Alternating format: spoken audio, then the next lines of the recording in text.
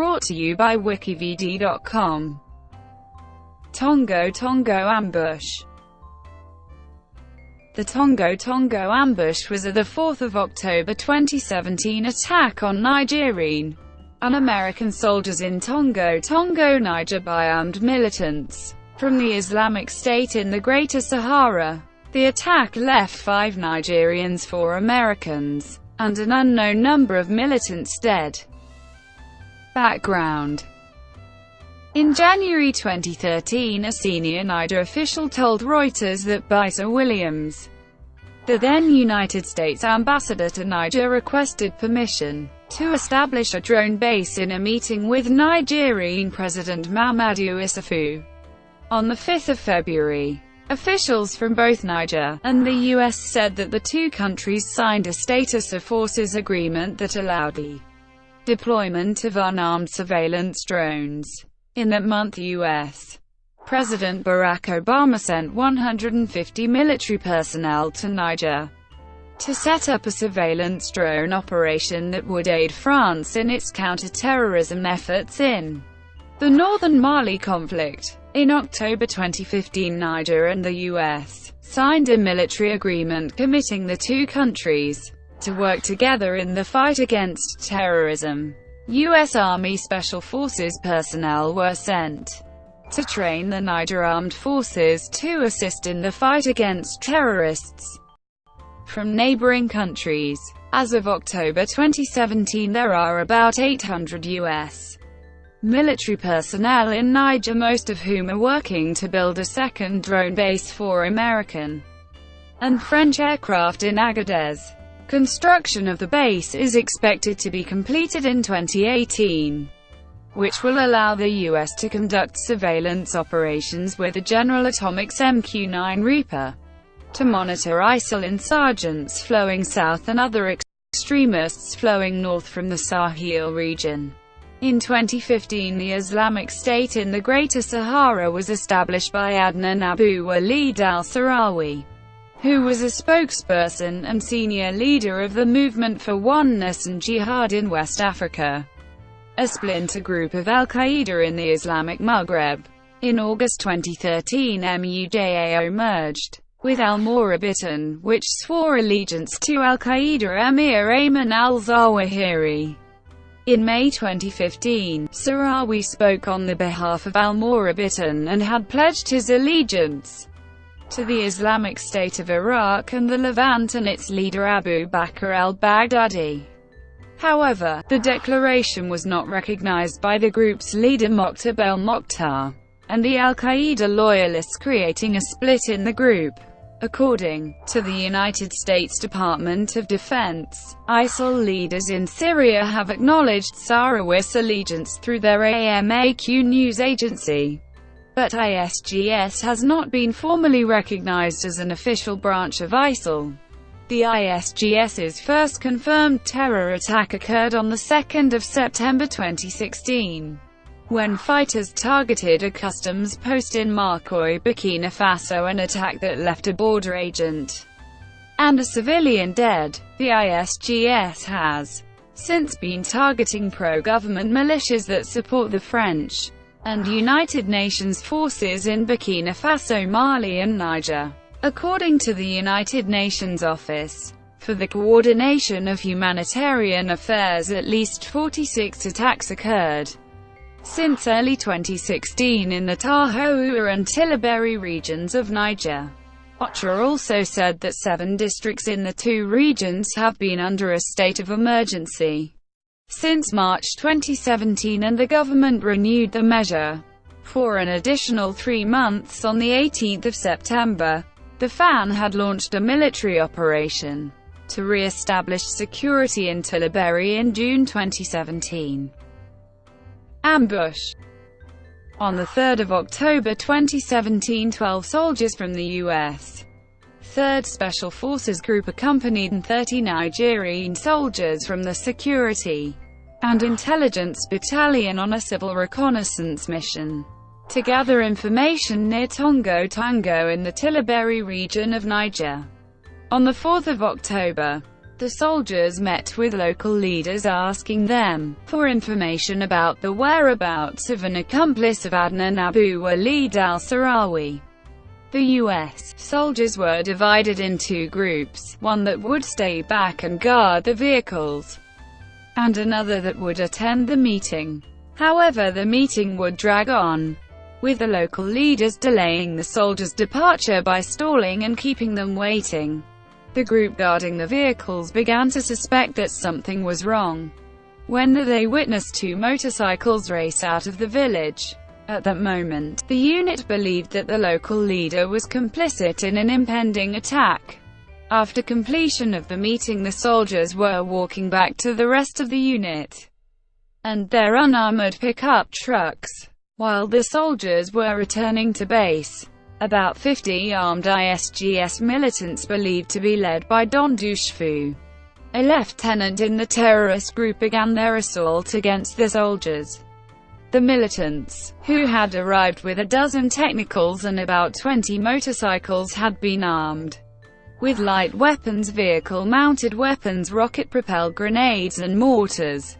With their vehicles under fire, the soldiers ran for cover armed only with rifles and began returning fire, killing some of the militants. An hour into the ambush, the soldiers called in for air support, which led to French Dassault Mirage 2000 fighter jets being scrambled to respond to the ambush. Within minutes, a U.S. drone arrived and captured video of the firefight, but it took 30 minutes to get the French fighter jets airborne and another 30 minutes for the jets to arrive on scene. Even though there was now air support, the French pilots could not engage because they could not readily identify enemy forces in the firefight.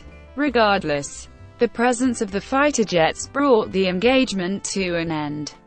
It was reported by CNN and Le Monde that two French Super Puma helicopters were brought in to evacuate those killed and injured, but United States Africa Command spokesperson Robin Mack said that Berry Aviation, an independent contractor, was on alert during the incident and conducted casualty evacuation and transport for U.S. and partner forces. Fatalities and injuries. Among the Nigerians, 4 were killed and 8 were wounded.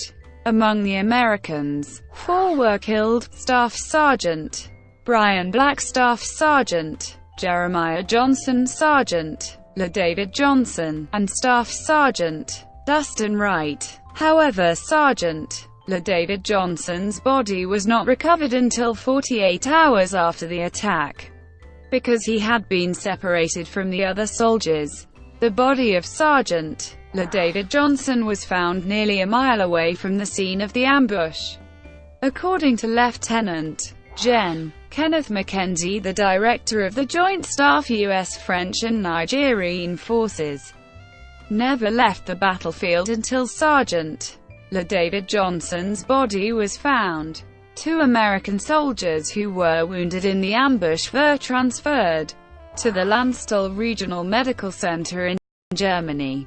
A senior U.S. intelligence official told ABC News that at least 21 militants were killed. Nigerian response. On 5 October, President Mahamadou Issoufou condemned the attack and called for a moment of silence to the memory of our soldiers who have fallen on the field of honor, and to the memory of all victims of terrorism. On 6 October, Issoufou declared 3 days of national mourning. On 7 October, the deceased Nigerian soldiers were buried after their bodies were taken from the city morgue in Niamey, with Defense Minister Kala Mutari, U.S. Ambassador Eunice Reddick, and Nigerian lawmakers watching. On 21 October, a Niger security source told AFP that the village chief Munkaila Alisani was arrested for complicity with the militants. U.S. response. The attack was the deadliest combat incident on U.S. soldiers since Donald Trump took office as president on 20 January 2017.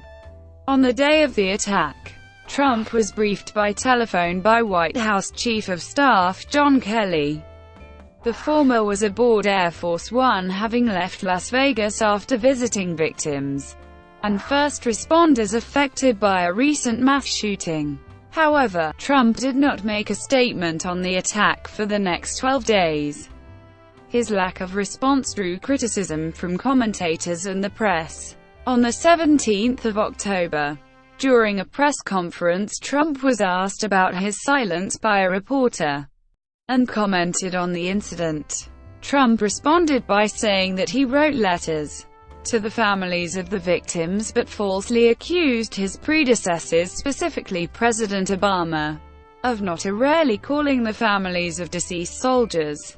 10 days earlier, on the 7th of October, when the body of Sergeant David Johnson was returned to the U.S. at Dover Air Force Base, Trump was playing golf. On the 16th of October, Trump called the widow of Sergeant David Johnson. Representative Frederica Wilson, who was present during the call, said that Trump told the widow that Sergeant David Johnson knew what he signed up for, and only referred to him as "your guy," indicating that Trump did not actually know the soldier's name.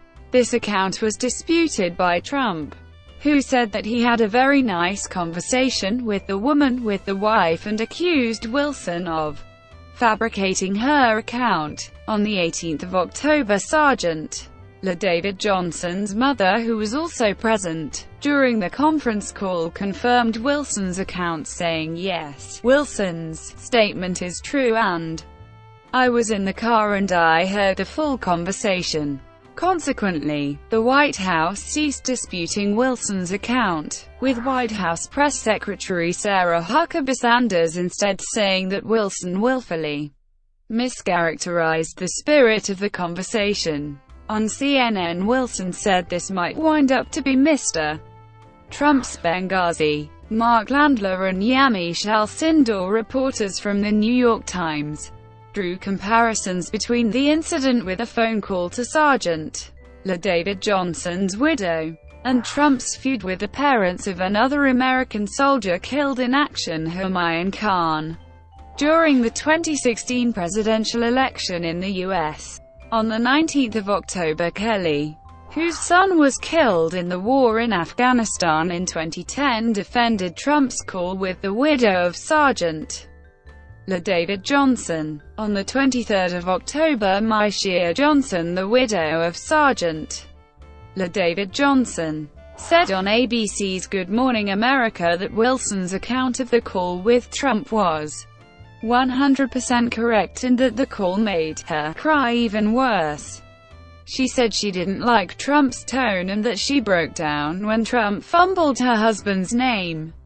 Myshia Johnson wanted to see her husband's body, but the military did not allow her to. On the same day, Trump responded on Twitter by saying, "I had a very respectful conversation with the widow of Sergeant David Johnson and spoke his name from beginning without hesitation." Investigation. Multiple U.S. officials have told CNN that the French military is leading an investigation to gather intelligence about the perpetrators of the attack. A spokeswoman from the French Ministry of the Armed Forces told CNN on the 5th of October that French soldiers who were participating in Operation Barkhane and based in Chad were involved in an operation in Niger. On the 10th of October, CNN reported that a U.S. defense official had shared details of an after-action report that consisted of interviews with the survivors of the ambush. A senior congressional aide told NBC News that the ambush was caused by a massive intelligence failure, with no overhead surveillance of the mission nor a quick reaction force to swiftly respond in the event that the mission went wrong.